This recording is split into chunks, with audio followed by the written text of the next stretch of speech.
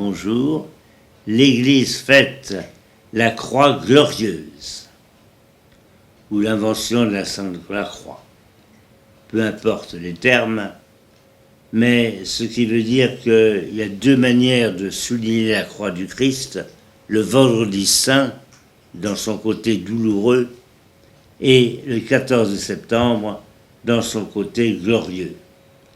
Fêter la croix du Christ, à partir d'un fait historique, quand on a retrouvé, semble-t-il, un morceau de la vraie croix.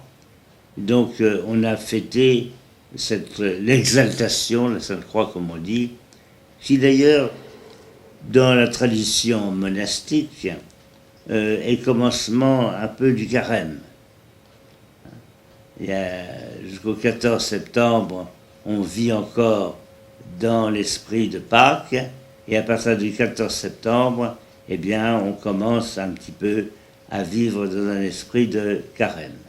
Mais ceci est un détail. L'essentiel, c'est la croix du Christ, comment elle est reçue. À la fois comme malédiction, et en même temps bénédiction pour nous, et puis en même temps, cette croix, elle est bienfaisante.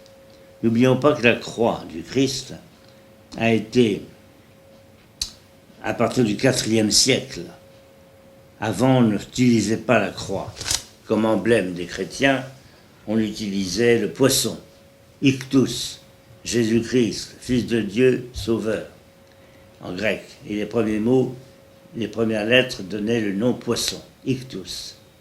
Et puis, au IVe siècle, on a commencé à penser qu'il valait mieux chercher quelque chose qui était plus significatif, et c'est comme ça qu'on a mis la croix en exergue, en montrant que le Christ est bien mort sur la croix, ce qui pouvait sembler quelque chose d'épouvantable, comme une guillotine si on entrait dans une église, mais montrant aux gens que c'était par cette croix, par ce sacrifice du Christ, que nous est donnée la vie. Donc la croix glorieuse, c'est redonner un sens à la croix, qui n'est pas simplement un signe de punition, mais qui pour nous est un signe de rédemption.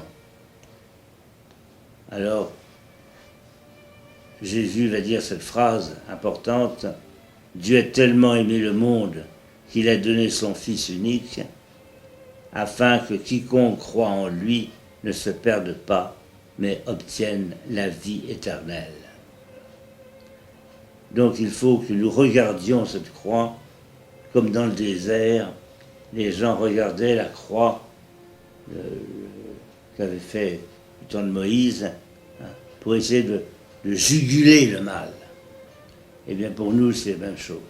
Je termine par cette phrase de Sainte Thérèse d'Avila qui, je rappelle, s'est ennuyée pendant 17 ans dans son monastère jusqu'au jour où, devant le crucifix, elle a tout renouvelé et est devenue une grande mystique. Et elle dira à ses compagnes, quelquefois mélancoliques, « Regardez-le crucifié et vous comprendrez tout. »